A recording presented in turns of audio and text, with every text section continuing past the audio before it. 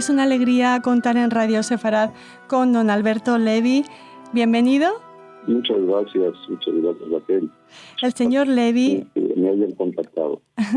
El señor Levi es vicepresidente de la Federación Sefaradí Mundial y la persona perfecta para hablarnos desde México de cómo se está preparando la cuarta cumbre Herencia. ¿Cómo se sienten al ser anfitriones de este importante encuentro para la comunidad sefardí mundial?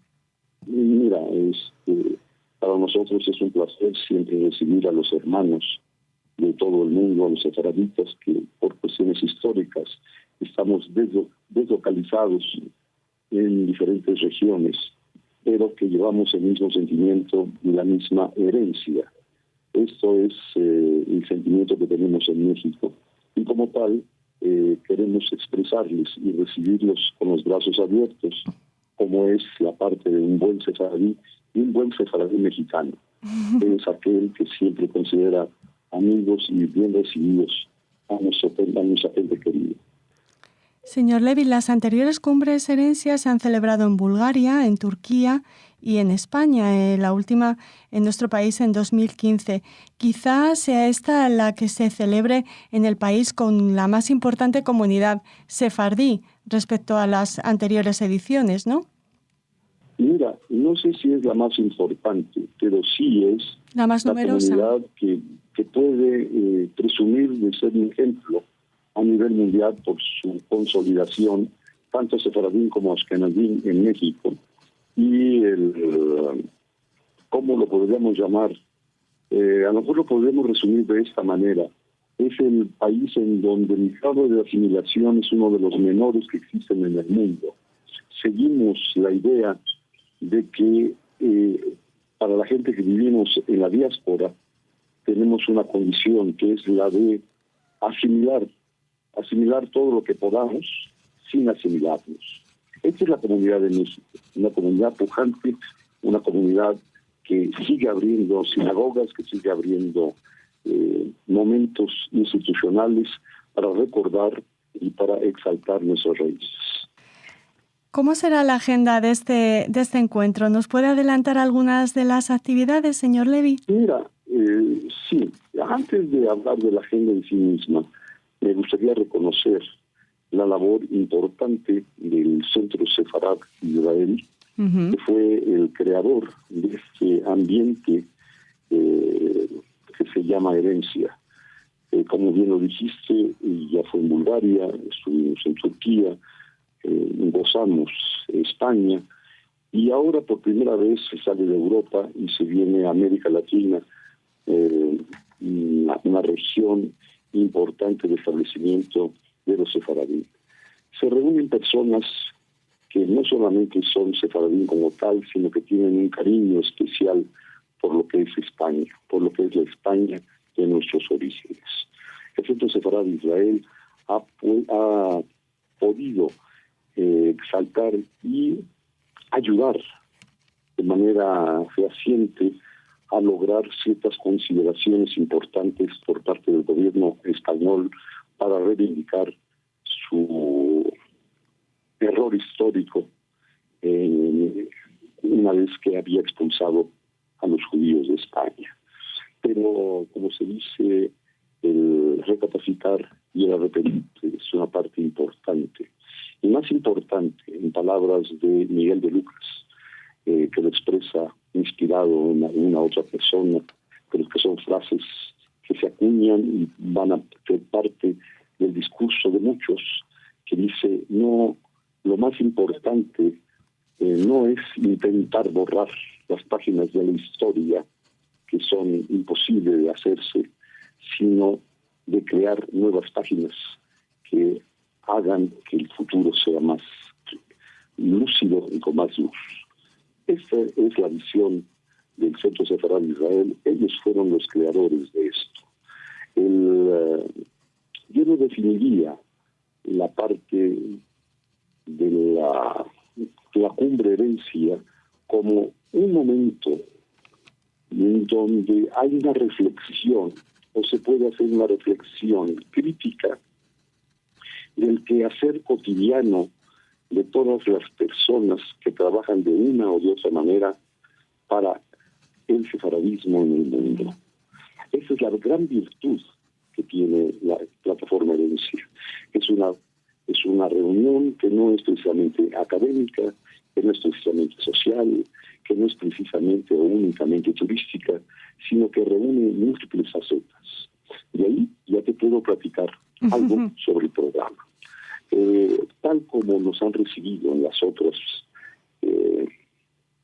cumbres herencias por gentes importantes de los países anfitriones a los judíos sefaraditas, en el caso de España, pues nos recibió el rey actual, Felipe VI, y nos sentimos muy halagados. Aquí en la Ciudad de México, el alcalde, el equivalente al alcalde que llamamos aquí el jefe de gobierno de la Ciudad de México, estará con nosotros en los momentos de apertura de los trabajos. Obviamente acompañado por la distinguida presidenta de la Red de Juderías de España, que es Isabel Pizarro. No, bueno, ya me trabé, me disculpo frente a ella de no tener los papeles a la mano, que es la presidenta de la Red de Juderías actual de España, junto con la gerente y junto con el que será el vicepresidente, que es el vicepresidente y será el próximo presidente de la Red de Juderías. Como ellos, todas las personas que asistirán son personas distinguidas y destacadas en la materia de su presencia en México. Aparte de la composición del grupo, que, como te repito, es una composición particularmente relevante, nosotros tenemos trabajos dentro de él. Y esos trabajos refieren al análisis de caso de las diferentes experiencias que han tenido en sus diversos países, la gente que va a asistir, en donde va a expresar tanto la parte de cómo se desenvuelven y cómo se desenvuelven las comunidades sefaradíes en el mundo, y algunos aspectos particulares que pueden ser de utilidad para rescatarse en otras latitudes. Eso es básicamente lo que se va a discutir, y habrá momentos musicales de expresión judía mexicana, judía sefaradí mexicana, y tendremos al magnífico cantante español Paco Díez, quien acaba de ser nominado el año pasado para poder recibir el premio de Princesa de Asturias, ¿no? Princesa de Asturias, exactamente. Bueno, eso es lo que le puedo decir, a menos de que tengas alguna pregunta particular, te lo puedo ir platicando, Raquel. Señor Levy, siempre envidiamos desde España el vigor de las comunidades judías mexicanas. ¿Cree que van a poder transmitir un poquito de este vigor al resto de comunidades que asistan a esta cuarta cumbre Herencia? Bueno, mira, esas transmisiones de carácter simbiótico son un poco difíciles, pero el propio turismo que vamos a hacer, el acercamiento a los edificios nuevos, a las nuevas sinagogas, a las nuevas instalaciones, una vez realizadas las primeras sinagogas de hace 120 años, 110 años, que se instalaron en el México judío institucional, van a dar un reflejo de cómo ha avanzado este país y cómo somos prósperos y cómo el ambiente que se nos brinda a los judíos en México nos permite crecer y dar frutos importantes para la judería del mundo, porque la solidaridad entre regiones y entre, como te decía yo en un principio, entre gentes del mismo pueblo es muy importante. El ambiente que se tiene en México es el ambiente propicio para desarrollarse. Antes hablaba del impulso realizado por Centro Sefarad Israel para crear la plataforma Herencia, que nació sobre todo con el propósito de establecer puentes entre España y la diáspora sefardí. ¿Cree, señor Levy, que hay un antes y un después de la ley de nacionalidad española para los sefardíes y que esto se reflejará en esta cumbre? Sí, seguro. La verdad que sí hay un antes y un después, pero hay un continuo. La España actual, que es muy distinta a la España de hace unos años. La España actual es una España que es líder en el discurso de acercamiento hacia lo que es lo sefaradí y lo judío en general. Si bien directamente no tuvo que ver nada con la Shoah, asume de una manera valiente su pertenencia a la Unión Europea y por tal asume también la responsabilidad de esos hechos. Esto es una España distinta. A partir de eso, obviamente las relaciones entre los judíos y España son relaciones completamente diferentes. La Casa Sefaradí de Israel ha actuado por parte del Ministerio de Relaciones Exteriores español y el gobierno español en general en una visión distinta de lo que es ser judío en relación con España. La ley va a permitir a muchos sefaraditas recuperar su nacionalidad española, pero más allá de esa recuperación, el propio sentimiento de las palabras que nos dan las palabras del rey, que nos dan las palabras de los legisladores, el haber sido la única ley en el año que se aprobó, que haya sido aprobada por el pleno de los diputados, no importando de qué facción política pertenecían, es algo muy importante. Precisamente en una España que sigue con expresiones de carácter democrático en donde los partidos políticos se enfrentan. Sin embargo, hay una gran coincidencia de todos en esta reivindicación de carácter histórico. Esto nos hace bienvenidos, esto nos hace sentirse orgullosos de nuestras raíces y de nuestra España. Señor Levy, hablando de raíces y de España, permítame una pregunta personal. ¿Cómo llegó su familia a México? Bueno, mira, vamos a abrir un paréntesis, yo te platico.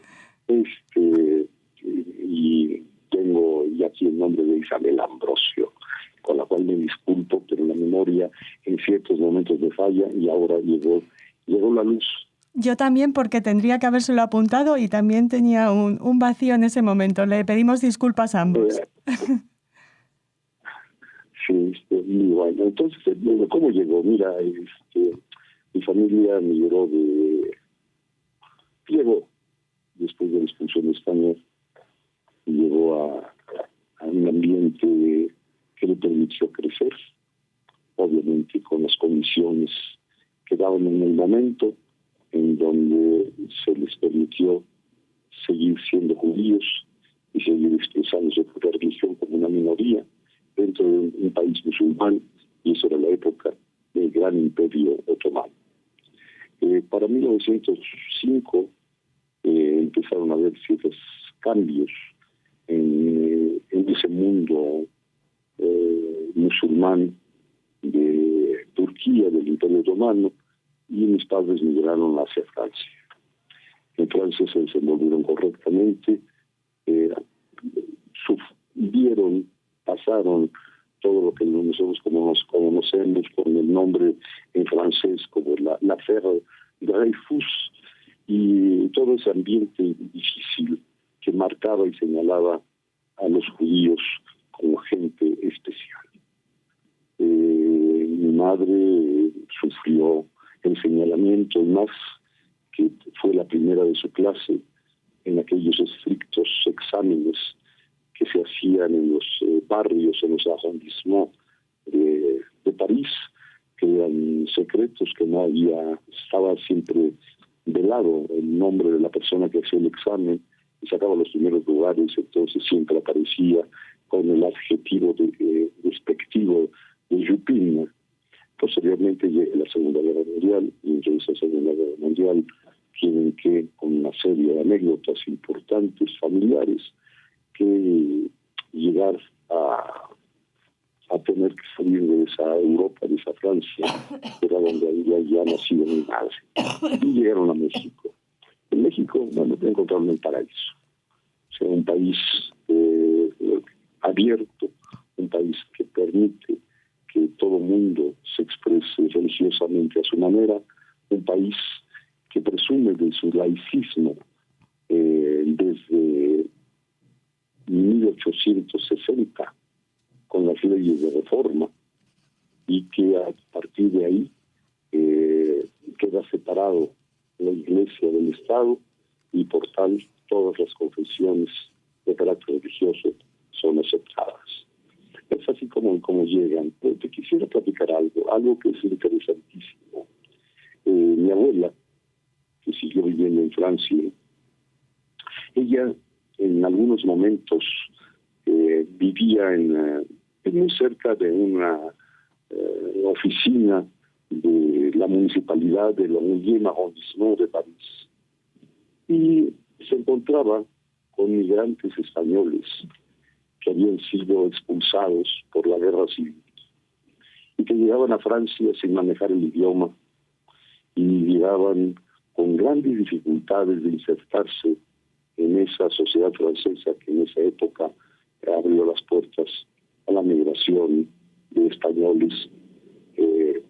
Y bueno, ella ya era conocida y recomendada como la persona que hablaba español y que les podía ayudar de manera graciosa a llenar todos sus papeles en la mairie, en la alcaldía, para poder tener y estar segura de que sus papeles estaban registrados y que estaban legalmente en Francia. Y esa mujer que hablaba español no hablaba español, hablaba ladino, hablaba ese español del tiempo de nuestra expulsión de España. Gracias por contarnos esta historia tan preciosa que nos habla de esa conexión que siempre ha existido y existirá con España y en este caso con México. Seguro que los participantes en Herencia serán también recibidos como lo fue su familia. Señor Levy, le agradecemos muchísimo que nos haya dejado conocer un poquito mejor cómo se va a desarrollar esta cuarta cumbre Herencia, que seguro que será un éxito. Muchísimas gracias. Gracias a ti, Raquel, y saludos a todos los radioescuchas de tu importante emisión radial.